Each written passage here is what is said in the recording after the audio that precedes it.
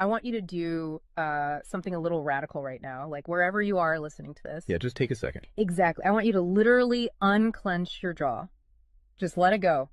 Drop your shoulders. Most of us don't even realize we're tensing up, you know? Right. And look, I don't care if you just finished, a grueling 12-hour shift on the hospital ward, or if you just stepped off a loud, dusty job site. Or even if you're just mentally exhausted from staring at screens all day long. Leave it at the door. It's over. You are officially entering quiet mode. So just take a deep breath. That's the baseline we need for this. It really is. And now I want you to look at the phone sitting next to you, or maybe the smartwatch on your wrist. Every single time that screen lights up, every time it buzzes, it steals exactly 23 minutes of your life. Welcome to the deep dive. It really is a staggering number to confront when you put it like that. 23 minutes Yeah. from one buzz. Yeah, because we tend to measure interruptions in like the seconds it takes to glance at a screen, right? Whoa! We completely ignore the massive cognitive debt we incur the moment we look away from our deep work. And that cognitive debt, that is exactly the central target of our mission today. Okay, let's unpack this. We are exploring The Sovereign Architect's Guide by Chillstar 08. Specifically, episode 6, which is titled Deep Work Dynamo, How to Finish Your Week in 4 Hours. Right. And if you remember in our last deep dive, we talked about installing drawing those boundaries and reclaiming your personal space. But clearing the space is just step one. It actually reveals a much deeper, much more intimidating problem. Yeah, the void. What are we actually supposed to be building in that silence we just fought for? Because if we don't have a blueprint, the noise of the world is just going to rush right back in to fill it. Oh, for sure. We have this natural horror of a vacuum. The second our schedule opens up even slightly, our instinct is to pack it with activity. We just have to be doing something constantly. Exactly. We are culturally conditioned to equate motion with progress. Yeah. But Chillstar 08 introduces a really brilliant distinction here. She talks about the trap of idling. I love this concept so much. Think about a car engine, right? Mm-hmm. The engine is running, the pistons are firing, it's burning through all this expensive fuel, making a ton of noise and vibration. But the car is in park. Yes, it isn't going anywhere, and that is what most of our daily quote-unquote busyness looks like. We feel incredibly productive because we are in constant motion. Right. You check a text message while you're sitting at a stoplight. Or you answer a quick email while walking from your car to the front door. You stare at a spreadsheet on your laptop while, your family dinner is sitting right in front of you, literally getting cold. And that right there is the illusion of productivity. You end your day feeling physically and mentally depleted because you were constantly doing something. So you didn't actually do anything that matters. Exactly. If you step back and evaluate your legacy, the deep, meaningful work, the art, the business strategy, the relationships. Right, the relationships that actually move your life forward. None of it progressed. You spent 8 hours idling. You were everywhere, which means you were truly nowhere. Man, that hits hard. And this brings us back to that terrifying 23-minute statistic from the research she cites. I don't want to just gloss over this. No, we definitely shouldn't. Because understanding the mechanism behind it is crucial. Why does a 5-second distraction cost us almost half an hour? It basically comes down to how our prefrontal cortex manages working memory. Your brain is not a computer processor that can just run multiple applications in parallel. Right. We can't actually multitask. Exactly.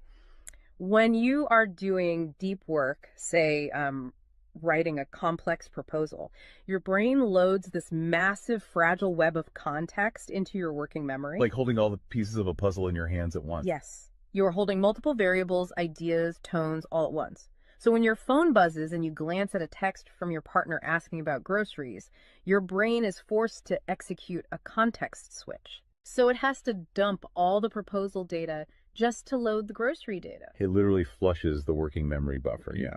It has to process the new rules and the emotions associated with that text message. Wow. And then when you turn back to the proposal, you cannot just pick up where you left off. Your brain has to laboriously rebuild that entire web of context from scratch. Oh, I hate that feeling. Were you just staring at the screen like, what was I even saying? Right. It has to retrieve the thread of your argument. Remember the tone you were using, recall the variables. That rebuilding process takes an average of 23 minutes of cognitive effort, And it burns a ton of energy doing that, right? massive amounts of glucose. That explains so much. I mean, that is why people hit 5 p.m. and feel physically exhausted, almost sick to their stomachs. Even if they've just been sitting in a really nice ergonomic chair all day. Exactly. They haven't been doing deep work. They've been doing cognitive gymnastics, just constantly flushing and reloading their working memory. They are burning fuel just to stay in park. So, okay, let me bring in what I like to call the transformer concept here. Because our focus is like an electrical grid. If you have, 50 browser tabs open, you are leaking energy as raw, unusable heat rather than concentrated light. That's a great way to look at it. So if we are all acting like our focus is this cheap renewable resource, how do we stop being what Chillstar '08 calls a subject to the pings of the world? I mean, how do we actually become the architect of our attention? Well, what's fascinating here is how she frames the philosophical shift we need. She says utility does not equal value. Oh, say that again. Utility does not equal value. Right. In the modern workforce, we have been completely conditioned to believe that being constantly available makes us valuable. Like if you answer a Slack message in 3 seconds, you're the hero. Exactly. You are praised as a good worker.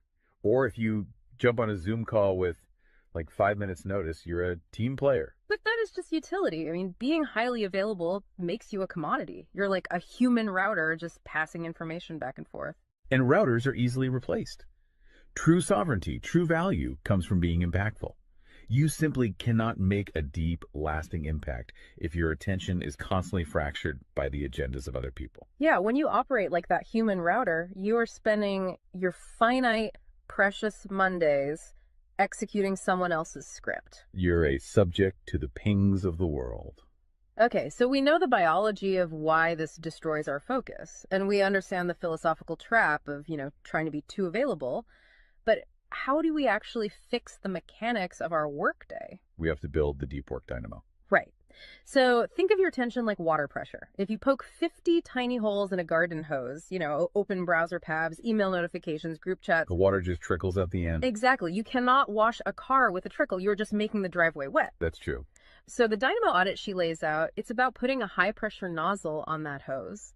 It narrows the opening to create a stream powerful enough to actually blast through the dirt. And the first step in that audit is auditing the physical environment itself.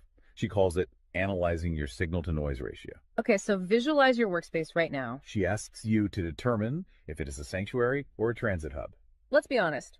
Most of us are operating in transit hubs. A transit hub is a place of constant arrival and departure. People walking by, announcements over the loudspeaker, just a blur of motion. Yeah, and you can't build a legacy in a train station. But we need to push past the basic phones are distracting advice, right? Because our listeners already know that. Oh, absolutely. Chillstar '08's rule is much more brutal than that. She says if the phone is even sitting on your desk, even face down, it is acting as a parasite on your cognitive grid. A parasite, just by being in the room. The research supports this entirely, by the way. The mere presence of a smartphone in your visual field, even if it is completely powered off, measurably reduces your cognitive capacity. Because your brain is having to actively expend energy to ignore it, right? Exactly. It is running a background process that just keeps saying, don't check the phone, don't check the phone. That is energy being actively stolen from your primary task. So sovereignty literally begins the moment you physically remove the device from the room, put it in a drawer down the hall. Close the door. Make the physical environment quiet. But okay, let's say you've done that. That doesn't stop your own brain from creating internal noise, right? Like trying to juggle 5 projects at once. How do we fix the internal wiring? That brings us to the second pillar of the audit, which is the batch wiring rule. This directly addresses the danger of switching fatigue, which we touched on with that 23-minute penalty. Right, the cognitive glucose burn. Yeah.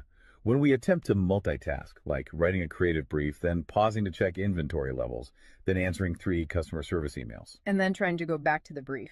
Right. We are grinding our mental gears to dust. We are switching between entirely different cognitive states. Because creative writing uses a completely different part of the brain than calculating inventory, obviously. They require entirely different operating frequencies. So the batch wiring rule dictates that you must group similar tasks together based on their cognitive load. Okay. And you do not switch the current until that specific type of work is completely done. You do all your deep analytical thinking in one high voltage And burst. then you save all your reactive administrative stuff for a separate lower voltage block later in the day. Precisely. It's all about staying in one gear.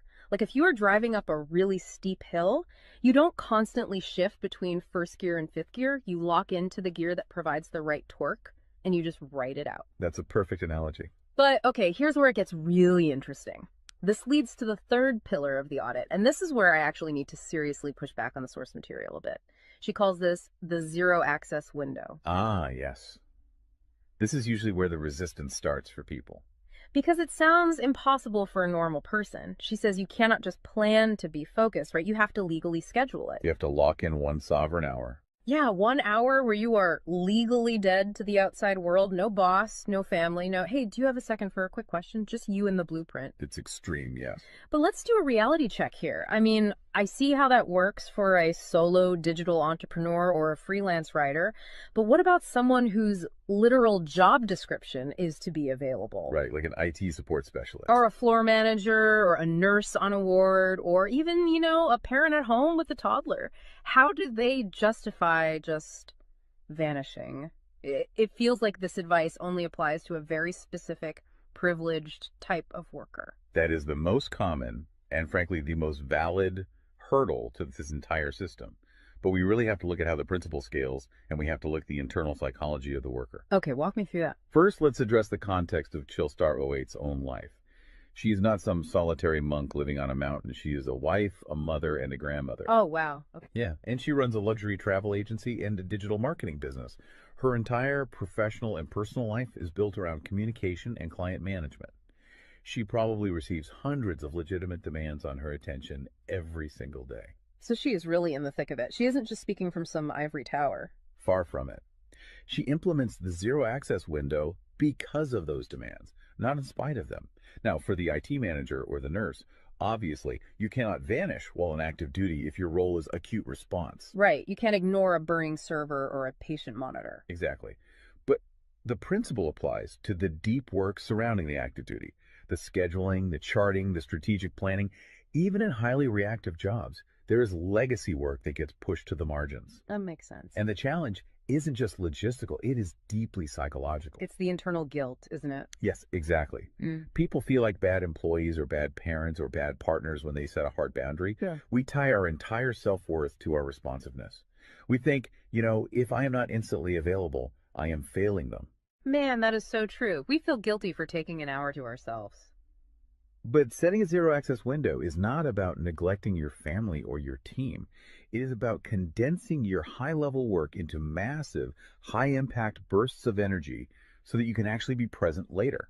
Wow. Okay. Consider the alternative. If you don't carve out that absolute focus, you end up giving your family or your team partial fractured attention for 12 hours straight. Exactly. You are physically at the dinner table, but mentally you are drafting an email. Or you are sitting on the floor playing with your kid, but you're checking a Slack notification over their shoulder. You are trading constant low quality availability for scheduled high quality presence. It is entirely about communicating boundaries to protect the quality of the time you do give people. You tell your team, look, I am going offline for 60 minutes to finish this crucial report. If the servers literally catch fire, call this specific emergency number. Otherwise, I will address all questions at 11:00 a.m. Right. You aren't vanishing to hide. You are vanishing to get the work done efficiently so you can actually live your life. Which brings us to the ultimate why behind this entire system. Because once you fight through that guilt, once you build this 4-hour fortress, you have to know what it is all for. It's not just about becoming a hyper-efficient robot. No, because if you use these tools just to do more of your boss's busy work or to take on 3 more stressful projects, you have entirely missed the point. You are just speeding up the treadmill. If we connect this to the bigger picture, the destination we are driving toward is a concept she calls passive magnetism. Okay, break down passive magnetism for us, because it sounds a bit abstract. Think of it as the gravity your work generates when it is undeniably good. Most people operate with active desperation. They are loudly networking, constantly posting, aggressively chasing clients or promotions. Just relying on sheer volume to get noticed. Right. Passive magnetism is the exact opposite. It is the ability to attract results, clients, wealth, legacy, or respect through the undeniable quality of your deep work. Because you actually took the time to build something substantial rather than just talking about building it. Yes, when you engage the deep work dynamo, you produce work so concentrated and so valuable that it acts as a magnet. You don't have to chase the market comes to you. And the ultimate prize of achieving that passive magnetism isn't just more work. The prize is time. Time is the ultimate currency. The dream of the sovereign architect is to finish an entire week's worth of business output in just 4 hours. You do this high voltage work often while the rest of the world is literally still hitting the snooze button. You free up the remaining hours so you can go be a traveler, so you can be a creative. So you can be a fully engaged grandparent like Chillstar 08. Exactly. She frames it beautifully in the source text. She says, we wire for silent so we can live in volume. Oh, I love that. We embrace the discipline of the quiet fortress so that our actual lives can be loud, vibrant, and fully experienced. We are finally taking control of the dial. But, making that shift from a frantic, reactive employee to a calm, sovereign creator requires a massive shift in identity. You have to tune your mind before you sit down to do the work. It is really difficult to just sit down at a desk and instantly command your brain to perform deep work, right? Especially if you've spent the last hour navigating traffic and listening to the news. You need a transition ritual to cross that threshold. And Chillstar 08 provides something for this transition called the Chillstar's Creed. It is designed to be a grounding frequency. It really centers you. Yeah, so I want you, the listener, to use this. I want you to imagine a slow, steady heartbeat in the background. Just a deep, resonant 528 hertz frequency. Just let the frequency of these words settle into your mind before you initiate your deep work. Ready? Take it in. I am grounded in peace. I am reaching for my stars. My light is my own. I am a star and I will shine bright. I will reach for the sky. I release what was. I embrace what is becoming. Using a creed like that is just such a powerful behavioral trigger. It really shifts your state. When you speak those words, even just internally, you are consciously reminding yourself that your light, your focus, your energy is your own. It does not belong to your inbox. This does not belong to the algorithm. Right. You are releasing the frantic energy of the morning and embracing the sovereign focus of the architect. So we always want to translate this high-level theory into ground-level reality for you. We don't want you to just listen to this and go right back to idling. Definitely not. Here's your 1% install. This is your micro-win to take action on this deep dive immediately. Tomorrow morning, before the world starts demanding your attention, before you check a single news site or open your email, I want you to set a timer for exactly 60 minutes. Put your phone in another room entirely. Yes, physical distance. Do not open any extra browser tabs. Pick one legacy task, just one, and flip the switch on your very first sovereign hour. And be prepared for it to feel incredibly uncomfortable at first. Your brain will crave the dopamine hit of a notification. Oh, you will feel an almost physical itch to check your messages. But if you can sit in that silence, if you can endure that initial friction, you will watch the dynamo start to spin. You will enter that flow state, and the old blueprints of hustling and grinding will be completely burned away. And look, if you want the actual templates to automate this piece, the specific tools and step-by-step guides to build the system out completely and protect your location-independent freedom, you can join the Sovereign Fortress on the Chillstar 08 school community. All the blueprints are there waiting for you. They really are. As we wrap up this deep dive, I want to leave you with one final thought to explore on your own. We have spent this entire session talking about the mechanics of work. We've talked about condensing your week's output into just 4 hours of pure, undistracted focus. But if you actually achieve that, you're going to be faced with a beautiful, kind of terrifying question. What's that? Who are you going to become in the remaining 164 hours of your week? What if your true legacy has absolutely nothing to do with what you produce while you are busy, but entirely to do with who you are when you are finally completely silent? Wow. Unclench that jaw.